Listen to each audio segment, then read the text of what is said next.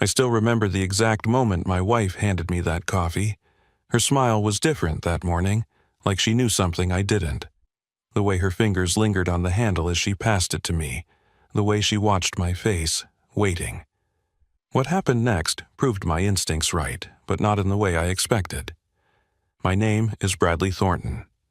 I'm 42 years old, and for the last 15 years I've been a high school guidance counselor in suburban Connecticut. Not the most glamorous job, but I've helped hundreds of kids find their way through the chaos of teenage life. I'm good at reading people, at sensing when something's off. That skill saved my life on a Thursday morning in October. The woman who handed me that coffee was Veronica, my wife of 15 years. 38 years old, successful real estate agent, the kind of woman who could sell ice to Eskimos with just a flash of her perfect smile.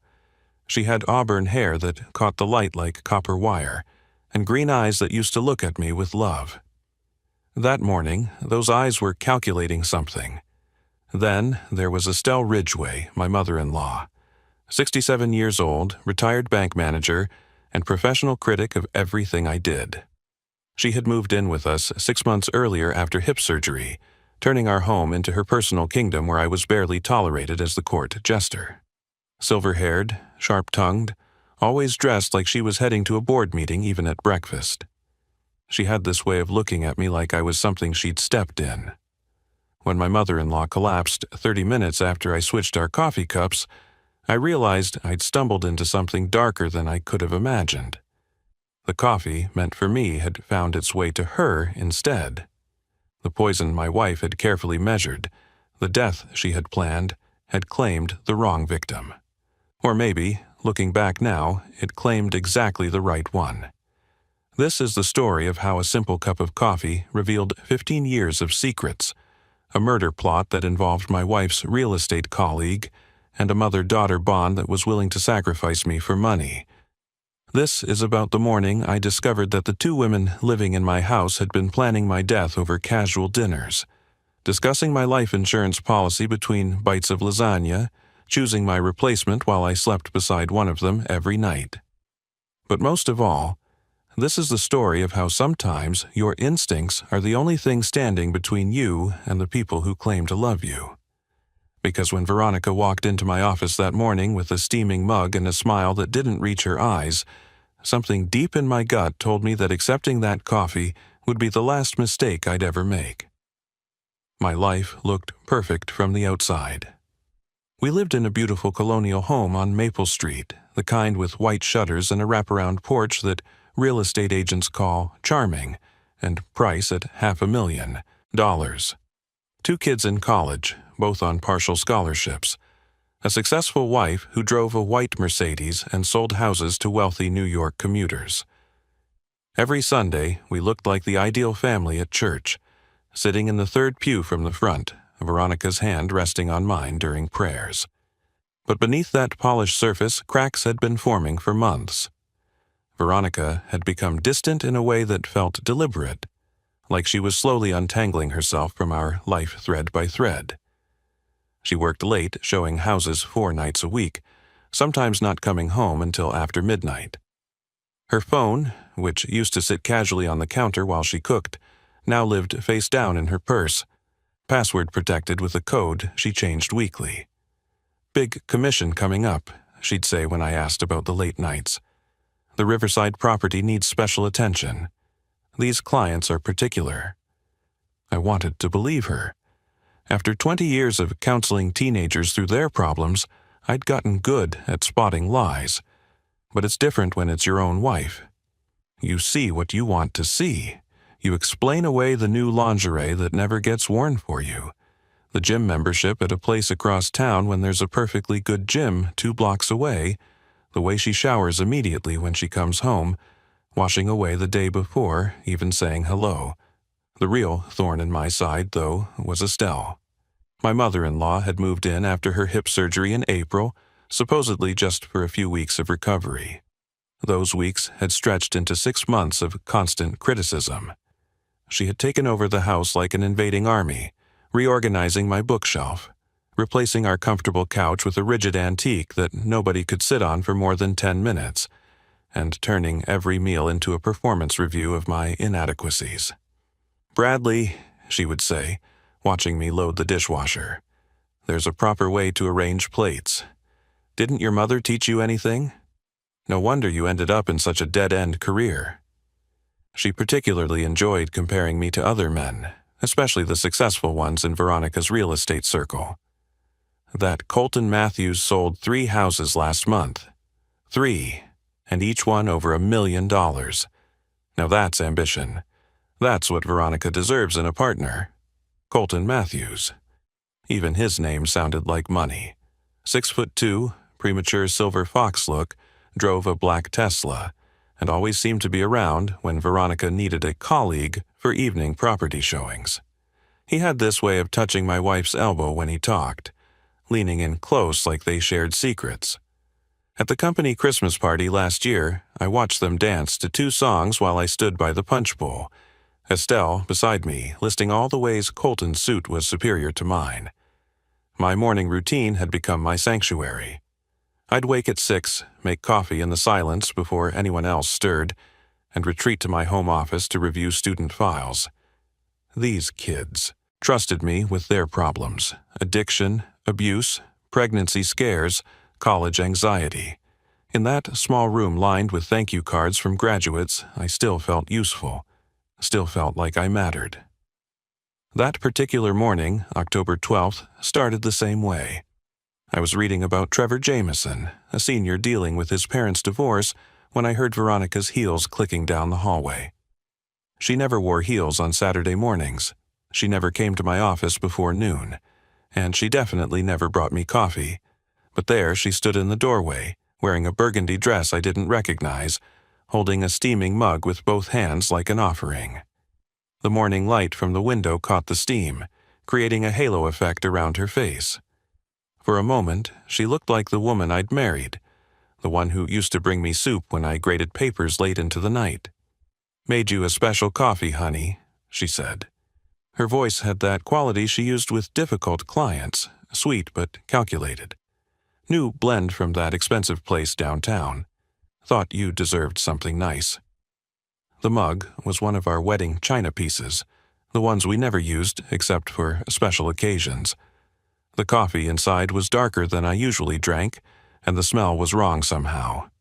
Vanilla, yes, but underneath that was something sharp, almost medicinal, like the cleaning supplies under our sink. "That's thoughtful," I said, accepting the mug but not drinking. "What's the occasion?" "No occasion. Can't a wife do something nice for her husband?" She stood there, waiting, watching, her fingers drumming against the doorframe in a rhythm I'd never seen before. Everything about this moment felt rehearsed, like she'd practiced it in the mirror. And in that instant, I knew with complete certainty that my wife was trying to kill me. My instincts screamed danger as I held that mug. In 15 years of marriage, Veronica had never once brought me coffee in my office. She despised interruptions during her morning routine, treating her pre-work preparation like a sacred ritual that couldn't be broken. Special treats weren't her style either. She believed in practical gifts, new ties for work, replacement phone chargers, things with purpose. A random Saturday morning coffee delivery was as out of character as her suddenly taking up skydiving. "Thanks, sweetheart," I said, setting the mug carefully on my desk, maintaining eye contact. "Let me just finish this email about Trevor's situation. His parents are really putting him through hell with their divorce." Her smile tightened, the corners of her mouth twitching slightly. "Drink it while it's hot, Bradley. I made it exactly how you like it. 2 sugars, splash of cream." That was wrong too. I'd switched to black coffee 3 years ago when my doctor mentioned my cholesterol. Veronica had mocked me for it, calling it my midlife crisis in a mug. She knew exactly how I took my coffee, which meant she was nervous enough to make mistakes.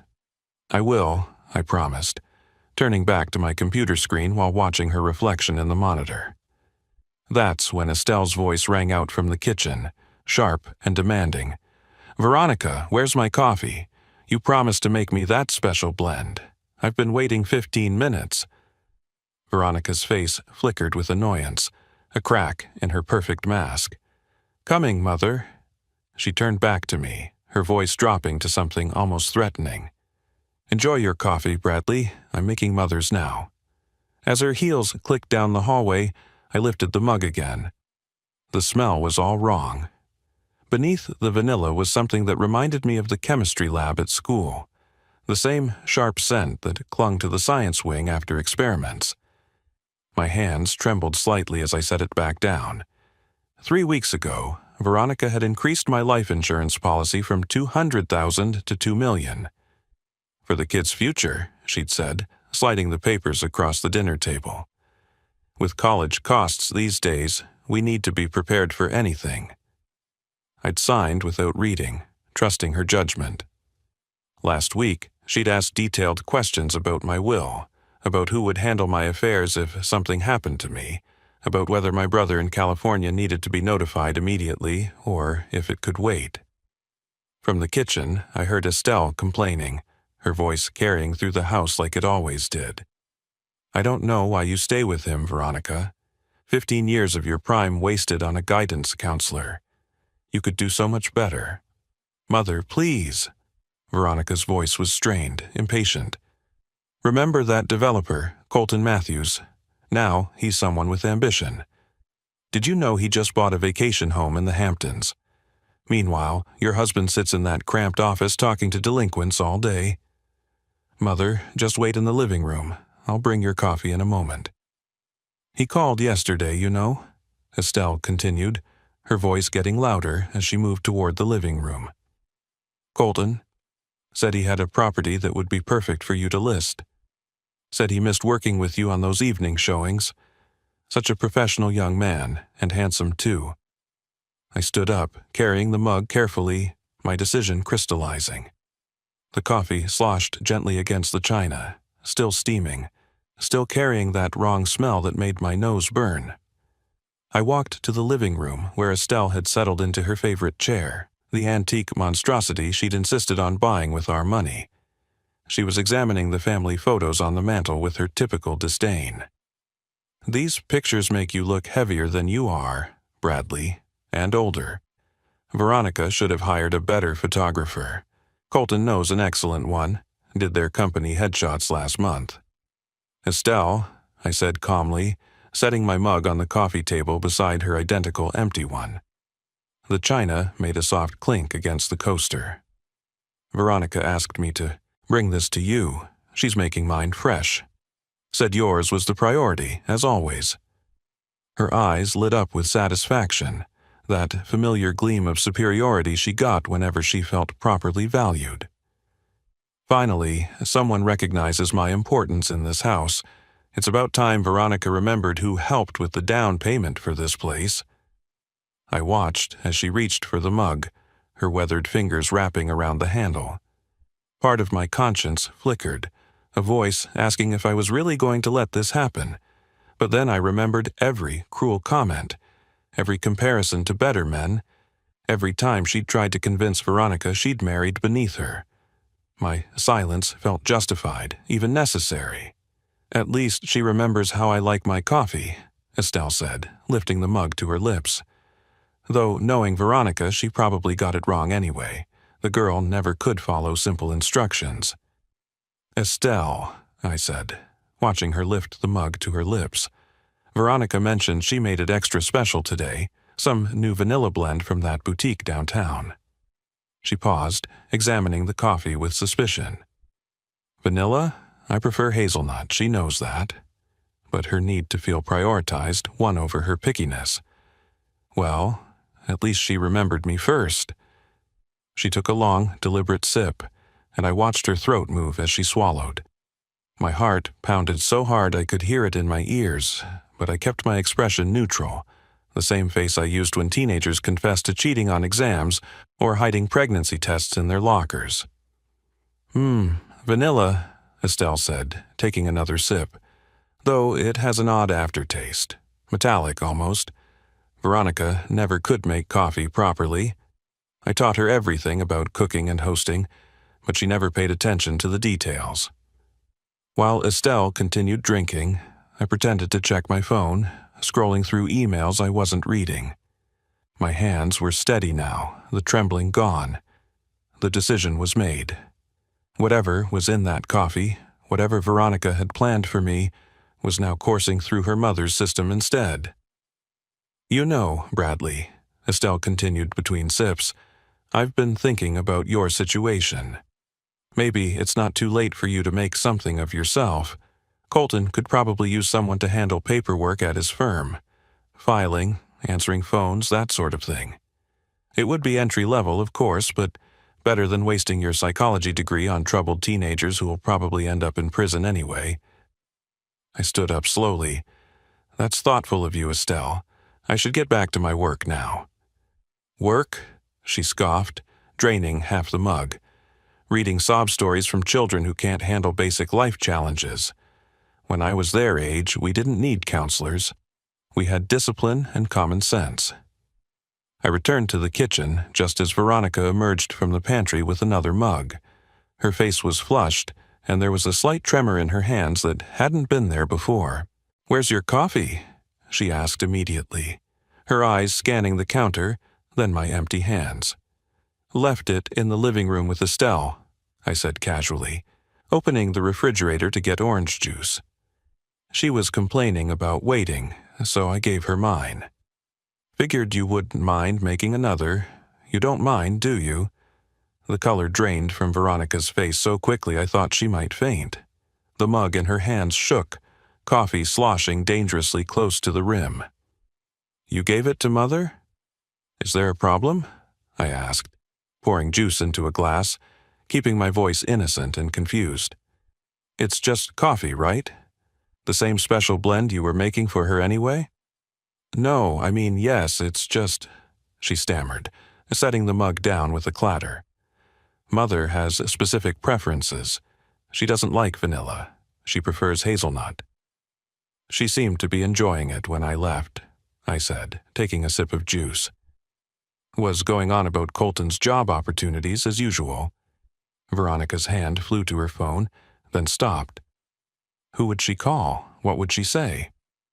She looked at me, and for the first time in months I saw real fear in her eyes. "Bradley, I need to check on Mother," she said, already moving toward the living room. "That coffee was, it might have been made with expired milk, I just remembered." "Expired milk?" I followed her, maintaining my confused husband act. "You just bought milk yesterday, I saw the receipt." She wasn't listening anymore. She practically ran to the living room, her heels catching on the carpet runner in the hallway. I stayed close behind, my phone ready in my pocket, 911 already typed into the keypad. Estelle was still in her chair, but something was wrong. The mug was on the floor, coffee spreading across the Persian rug she'd insisted we buy. Her face was gray, and she was clutching her chest, her breathing rapid and shallow. "I feel dizzy," Estelle gasped, her eyes wide with confusion and fear. "My chest hurts. Veronica, something's wrong." Veronica dropped to her knees beside her mother, her perfect composure finally shattering completely. "Mother, stay with me. Just breathe. Everything's going to be fine." But we all knew it wouldn't be fine. The coffee meant for me was doing its work, just in the wrong body. I pulled out my phone and dialed 911, my voice steady and clear as I reported the emergency. "My mother-in-law appears to be having a cardiac event. She's 67 years old, conscious but in distress. We need an ambulance immediately." As I gave our address to the dispatcher, I watched Veronica cradle her mother's head, tears streaming down her face, her carefully applied makeup running in dark rivers. She looked up at me, and in that moment we both knew that everything had changed. The perfect wife, the perfect crime, the perfect plan had all come undone with a simple switch of coffee cups. Estelle collapsed completely, her body sliding from the chair onto the floor despite Veronica's attempts to hold her. The convulsions started immediately, violent spasms that made her entire body rigid. Her eyes rolled back, showing only white, and foam appeared at the corners of her mouth.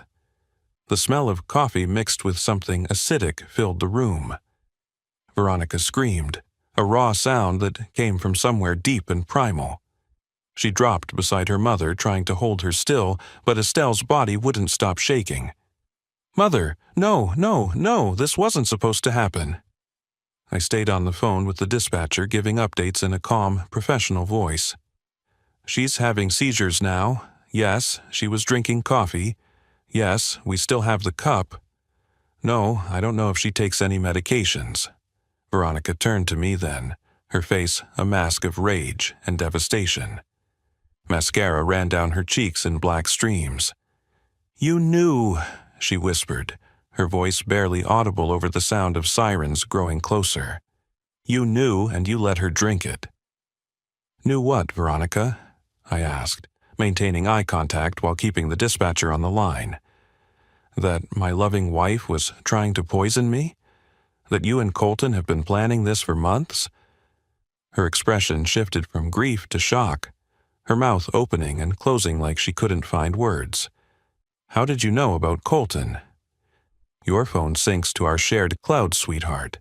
Every text, every email about the insurance money, about your plans to run away together after your grieving period. I've known for 3 weeks." The paramedics burst through the door before she could respond. 2 of them immediately went to work on Estelle, checking vitals, administering oxygen, preparing injections. A third noticed the spilled coffee, the strange white residue visible where the liquid had pooled. "We need to test this," he said to his partner, pulling on latex gloves. "Could be poisoning. What was in this coffee, ma'am?" Veronica couldn't speak. She sat on the floor, holding her mother's hand while the paramedics worked. I answered instead. "My wife made it special this morning. Vanilla blend," she said. "It was meant for me, but my mother-in-law drank it instead." The paramedic looked between us, understanding dawning on his face. "We need police here," he said into his radio. "Possible attempted homicide." Detective Ruth Hawthorne arrived 20 minutes later, a tall black woman with sharp eyes that missed nothing. By then, Estelle had been rushed to the hospital, unconscious but alive, and Veronica sat in the living room, no longer crying, just staring at the coffee stain on her mother's precious rug. "Mr. Thornton," Detective Hawthorne said after surveying the scene, "I need you to tell me exactly what happened this morning." I handed her a folder I'd retrieved from my office safe. Inside were printed emails between Veronica and Colton, dating back 6 months. Planning my death, discussing the insurance money, even debating methods. There were text messages about making it look like suicide, about my supposed depression over work stress. There was even a receipt for sodium azide that Veronica had purchased online, shipped to Colton's address to avoid suspicion. She was going to frame it as a suicide, I explained, watching the detective flip through the pages. Make it look like the stressed guidance counselor couldn't handle the pressure anymore. The coffee was supposed to be my last drink. She'd find me in my office, call 911 in hysteria, play the grieving widow perfectly. Detective Hawthorne studied the evidence, then looked at Veronica. "Mrs. Thornton, I'm going to need you to stand up and put your hands behind your back." Veronica stood slowly, mechanically, like a robot following commands. As the detective read her rights, she looked at me with eyes I'd never seen before, cold and empty of everything except hate. "Mother was right about one thing," she said, her voice flat and emotionless. "You really are nothing special. A nobody who wastes his life on other people's children while real men build empires." "Maybe not," I replied, thinking of all the kids I'd helped over the years, all the thank you cards lining my office walls. "But I'm alive, and I'm free. That's special enough for me." The detective led her out in handcuffs, past the neighbors who had gathered on their lawns, past the perfect garden she'd maintained to impress buyers, past the Mercedes she'd never drive again. I watched from the doorway as they put her in the police car, her head turning one last time to look at the house where she'd planned my murder over morning coffee. Later that day, they arrested Colton at his luxury apartment, finding more evidence of their plan. including a draft of the suicide note they'd planned to leave in my handwriting. He'd been practicing my signature for weeks, getting ready for the performance of his life as the supportive friend comforting the widow. Estelle survived, but the sodium azide had caused permanent nerve damage that left her unable to speak. The doctors said it was a miracle she lived at all. The dose Veronica had measured out was meant to kill a 180-pound man quickly and decisively. In her mother's smaller, frailer body, it had moved slower, giving the paramedics just enough time to save her life, but not enough to prevent the lasting damage. She moved to an assisted living facility in Stamford, one of those places with cheerful yellow walls and nurses who speak in gentle voices. I visit her every week, not out of forgiveness but out of duty. She sits in her wheelchair by the window, and when she sees me, her eyes fill with something that might be fear or might be understanding. We'll never know. The woman who spent years cutting me down with her words now can't form a single syllable. Sometimes I read to her from the thank you cards my students have sent over the years. All those kids she said would end up nowhere, who are now doctors and teachers and artists. She listens because she has no choice. Veronica got 25 years for attempted murder. The trial was swift and decisive. The evidence was overwhelming: the emails, the poison purchase, the increased insurance policy. Colton Matthews got 15 years as an accomplice. He tried to claim Veronica had manipulated him, but the jury didn't buy it. Turns out he'd been planning something similar with his previous girlfriend, who had mysteriously died in a car accident 2 years earlier. The police reopened that case. The house sold quickly, which was ironic since Veronica had always said I didn't understand real estate value. I moved to a 2-bedroom apartment downtown, closer to the school, with windows that actually open and neighbors who mind their own business. My daughter Melody came home from college the week after the trial ended. "Dad, why didn't you just leave her if you knew?" she asked, sitting across from me at my new kitchen table, a simple wooden thing I'd bought from a thrift store. "Because leaving wouldn't have stopped them," I explained, pouring her coffee from a regular pot into regular mugs. "They would have found another way. The plan was already in motion. Sometimes, sweetheart, the best defense is letting someone's evil reveal itself." "But you could have gone to the police earlier," she said, wrapping her hands around the mug like she needed its warmth. "With what? Suspicious emails? A weird feeling about coffee? They needed to act first to show their hand. I just made sure their weapon hit the wrong target.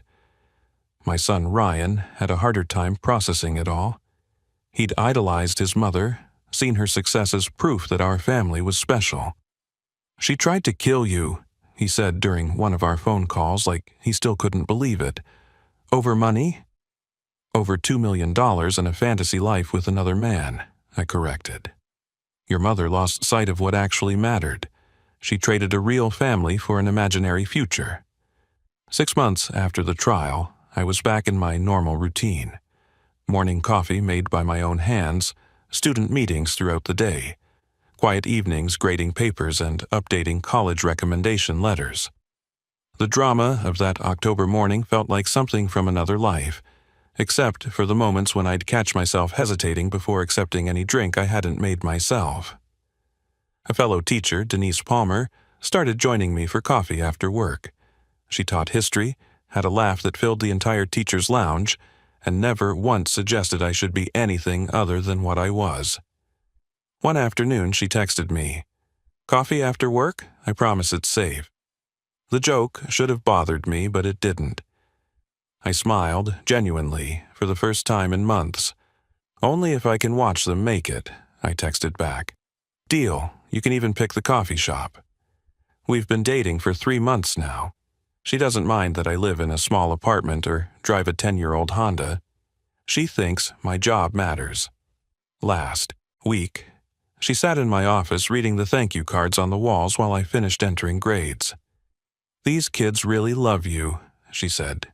"You changed their lives." "I just listened," I replied. "Sometimes that's all people need." The thing about poison is that it only works if you drink it. It can be sitting right there in a beautiful china cup, dressed up with vanilla and cream. handed to you with a smile by someone who shares your bed, and it still can't hurt you if you don't drink it. Veronica had counted on 15 years of trust, on my habit of accepting what she offered without question. But she'd forgotten that I spend my days with teenagers, and teenagers teach you to question everything, especially when someone's being unusually nice. I still make my own coffee every morning, black, no sugar, in my small kitchen with the morning sun streaming through windows that face east.